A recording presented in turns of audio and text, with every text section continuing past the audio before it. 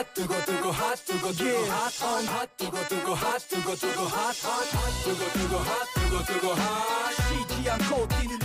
YTN 라디오 생생경제 2부 시작하겠습니다. 핫한 지역의 핫한 이슈죠. 노래처럼 핫한 이슈, 부동산 소식 살펴보도록 하겠습니다. 오늘은 김규정 한국투자증권 부동산 전문위원과 함께하겠습니다. 위원님 나와 계십니까? 네, 안녕하세요. 네, 안녕하십니까 위원님. 요즘 부동산 시장 분위기는 확실히 많이 달라진 것 같아요. 맞습니까? 네, 말씀하신 것처럼 6.27 대책으로 대출 규제가 대폭 강화된 이후에 거래량이 확실히 급감한 상황입니다. 매수자분들이 아무래도 집값이 좀 떨어지지 않을까 기다리시는 양상이어서 관망세가 확산되면서 대표적으로 서울 아파트 거래량이 지난 6월에 비해서는 7월에 거의 한 73% 정도 전월 대비 줄어든 상황이에요. 그래서 지금 8월 6일 현재 서울 부동산 정보광장 통계 기준으로 보자면 7월에 신고되어 있는 아파트 실거래 건수가 3,287건 밖에 되지 않습니다. 거래 신고 기간 남아있는 일수를 좀 고려해도 5,000건 전후 정도에서 크게 줄어들 걸로 보이고, 그러다 보니까 뭐 주간 단위, 월간 단위 계속해서 오르던 아파트 가격 상승 폭도 조금 둔화되어 있는 상황이고, 여름 비수기까지 이제 겹쳐 있다 보니까 8월 초 현재는 거의 거래 건수 찾아보기가 좀 쉽지 않은 상황입니다. 6월이 너무 거래가 많았던 건가요? 7월이 거래 절벽인 건가요? 일단 올해 추세로 보자면 3월하고 6월 1분기 말마다 거래 피크 기록을 했었는데요. 3월에도 10,000건 이상 거래가 됐었죠. 뭐 그때는 토어제 이슈가 좀 있었고요. 그렇죠, 예. 네, 6월 말에는 뭐 대출 규제 강화 전에 받으시는 수요분들에다가 가격 상승세에 이제 추격 매수하시는 분들까지 겹쳐서 거래가 급증했었던 건데, 일단 거래량이 대폭 줄어들면서 시장에 좀 누르는 효과는 대출 규제로 있었다고 봐야 할 것이고요. 예. 특히 이제 2분기에 추격 매수 풍선 효과 같은 것들로 뒤이어서 오르던 뭐 마포나 성동구 같은 강남권을 제외한 한강변이라던가 양천, 영등포 같은 재건축 지역의 상승세나 거래량도 일단 7월, 8월로 넘어오면서는 크게 줄어들어서 좀 진정세가 전반적으로 나타나는 거는 맞는 것 같고요. 다만 수치상으로 보자면 하락하고 있다고 보기는 아직 어렵습니다. 아, 그래서 둔화하고 있다. 예. 네.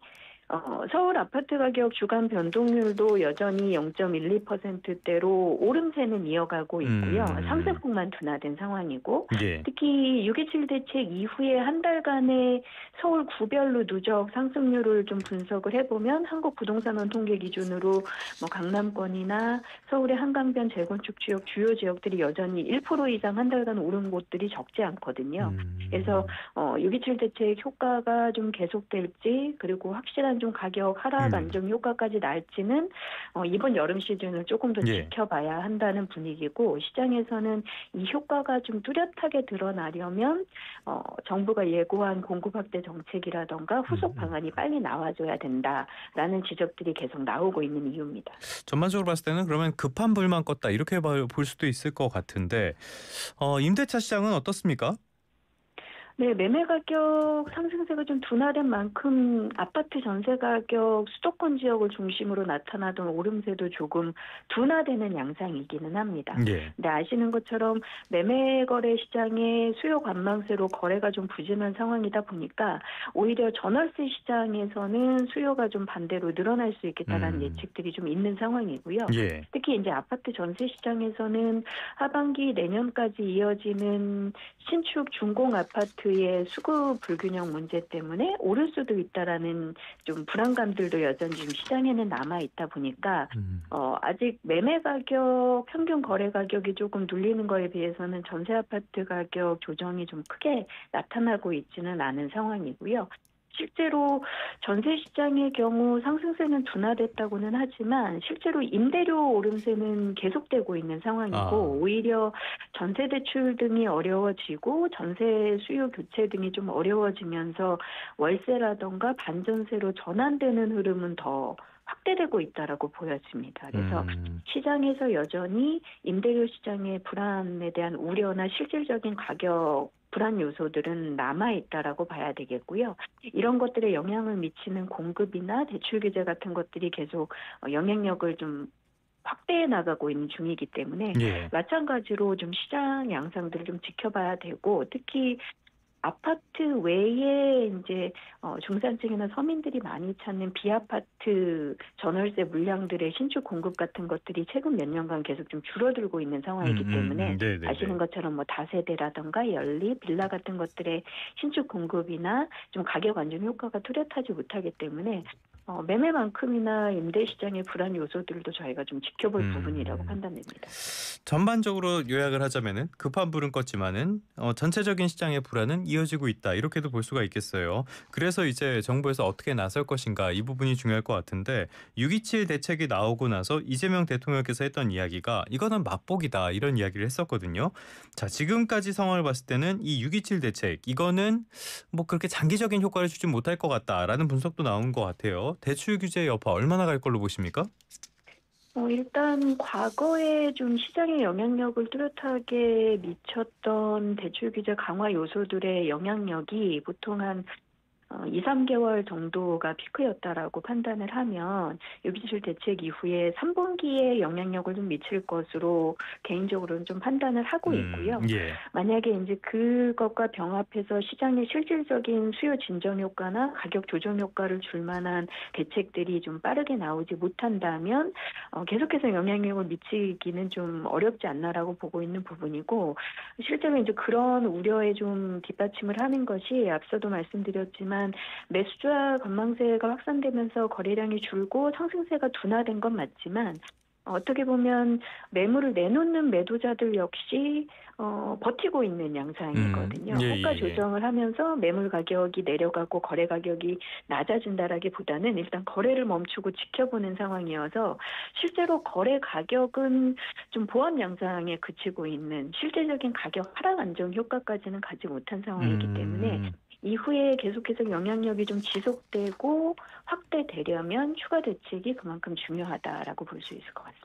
그렇다면 이 시점을 봤을 때 아무리 늦더라도 연내에는 뭔가가 나와줘야 이런 부동산 시장의 안정세가 이어질 수 있다라고 볼 수가 있을 것 같아요. 자, 당장으로서는 공급 확대, 이 부분이 굉장히 중요할 것 같은데 정부가 지금 상황에서 안정세를 유지하기 위해서 우선적으로 챙겨야 할 공급 대책, 뭐라고 봐야 될까요? 일단은 실질적으로 수요자들한테 공급이 확실히 늘어날 것이다라는 이제 신호를 주는 게, 신뢰감을 주는 게 중요한데, 현재로서는 크게 공급이 수도권 중심으로 아파트 유형들의 공급이 확실하게 좀 얼만큼 늘어날 것이다라는 이제 예측을 하기가 좀 어려운 상황이죠.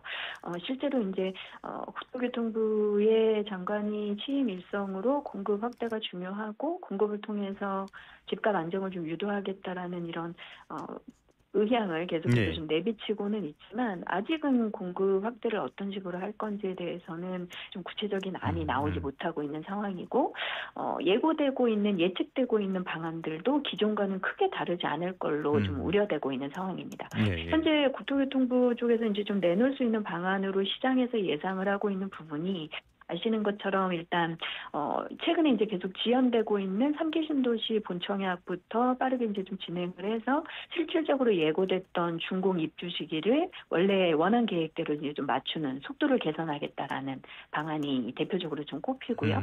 예. 그다음에 이제 LH 등이 기존에 택지 조성을 해서 공급하겠다라고 했던, 예고했던 신규 택지 중에서 아직 이제 보상이 마무리되지 않았거나 공급 계획들로 넘어가지 못한 부분들, 뭐 최근에 이제 해제됐던 강남권의 그린벨트 해제 지역도 포함이겠고요. 그런 지역들의 공급 계획들을 어떻게, 어느 정도 분량 공급하겠는지, 뭐 이런 계획들이 나올 거다라고 예측을 하고 있고, 예. 잘 아시는 것처럼 이제 뭐 재개발이나 재건축 지체되고 있는 부분들을 세대수도 조금 용적률 개선으로 늘리고 속도도 늘리겠다, 뭐 이런 정도 방편이 예측되고 있는데, 뭐 들으시면 생각되시겠지만 너무 예전에도 다 예상대로인데요. 나왔었던 예. 부분들이다 보니까 새롭게 공급이 얼마나 예. 늘어나서 집값이 좀 떨어질 거다라는 예측, 혹은 기다려도 되겠다라는 신뢰를 갖기가 좀 어렵다는 상황들이 있습니다. 그래서 실제로 일단은 공급 대책을 빨리 내는 게 중요하겠고 좀 단편적으로는 실질적으로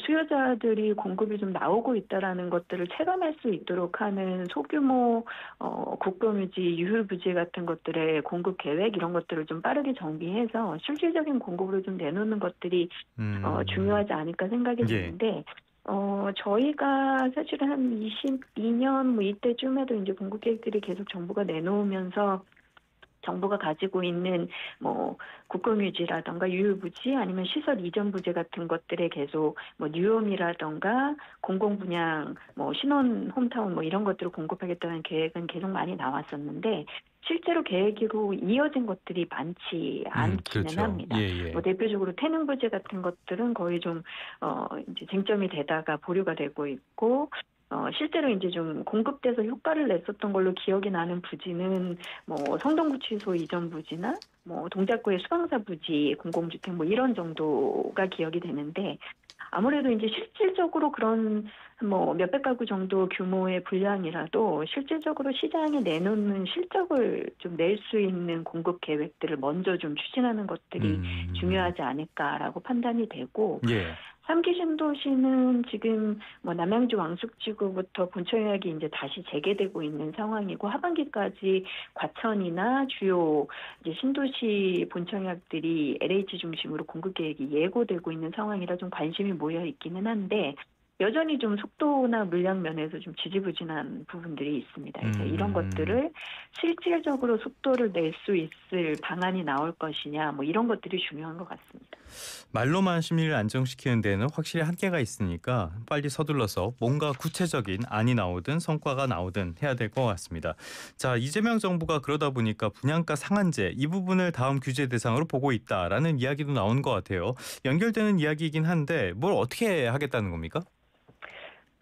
아시는 것처럼 분양가 상한제가 근본 제도는 굉장히 서민들에게 도움이 되는 제도기는 하죠. 예. 그 토지 비용하고 정부가 정해놓은 표준 건축비를 기준으로 분양가를 산정해서 상한가를 정하는 제도인 거잖아요. 그래서 주변의 기존 아파트 시세에 비해서는 한 뭐 7, 80% 정도 수준으로 저렴하게 이제 아파트를 공급하는 제도인데 예. 현재는 분양가 상한제가 정부가 공급하는 공공택지 그리고 규제 지역으로 지정되어 있는 강남과 용산 등 민간 택지 일부 지역에서만 적용이 되고 있는데 그러다 보니까 사실은 상한제로 공급되는 물량들이 좀 제한적인 수량으로 공급이 되고 있고 예. 실질적으로 안정 효과가 부족하다라는 지적들이 계속 좀 있습니다. 부작용도 좀 있고요. 아시는 네. 것처럼 뭐 일부 주변보다 저렴한 분양가의 로또. 민간 분양에만 수요가 몰리는 로또 청약 과열 양상들이 있어서 뭐 당첨이 되는 일부 분들에게만 혜택이 간다라는 이런 부작용 지적들도 계속 있었고 예. 공급 측면에서도 상한제를 맞추는데 너무 사업 수익성이 맞추기가 어렵다라고 해서 공급하는 주체들이 또 공급을 포기하는 사례들도 그동안 최근 좀 늘어나는 상황이거든요. 그래서 공급에도 조금 안 좋은 영향을 미치고 실질적인 가격 안정 효과를 평가하기보다는 부작용들이 더 눈에 띈다 뭐 이런 지적들이 있었던 건데 그래서 이 상한제를 좀 보완할 필요가 있다라는 지적이 나온 걸로 이해가 되고 그래서 이제 시장에서는 과거 판교 신도시 분양할 때 적용됐던 뭐 채권 입찰제 같은 걸로 주변보다 저렴하게 상한제가 공급되는 대신 뭐 일정 수익 차액을 채권을 구입하도록 하는 채권 입찰제를 다시 좀 적용을 해서 균형을 맞추던가 아니면 주변 시세에 비해서 저렴하게 공급된 상한제 주택들이 결국 공급된 이후에는 그 차익만큼 시세에 따라가면서 가격이 다 올라버렸거든요. 그래서 이 주변 시세 대비 분양 가격 비율, 분양 가율 자체를 조금 적정하게 끌어올려서 상향 조정을 해야 되는 게 아니냐, 뭐 이런 얘기들도 좀 나오고 있는 상황입니다. 참 부동산은 언제 들어도 어려운 이슈기는 해요. 끝으로 이번 주 부동산 시장 한 줄 평으로 한번 정리해 볼까요? 추가 부동산 공급 대책에 지금 다 촉각이 쏠려 있는 상황이라 한시라도 빨리 좀 공급 대책이 나와야 된다라는 부분이고요. 7월 지금 6.27 대책 대출 규제 때문에 조금 분위기가 꺾일 수도 있기는 한데 7월, 8월에도 상반기 연초보다는 좀 괜찮은 살펴볼 만한 분양 사업장들이 좀 있습니다. 서울을 포함해서. 그래서 유망 분양 사업장들의 청약 전략을 좀 점검해 보는 것으로 이번 한 주는 좀 준비를 해보시면 좋을 것 같습니다. 추가 대책을 서둘러서 하되 그렇다고 어설프고 일관성 없게 하진 않는 어려운 숙제가 던져진 상황입니다.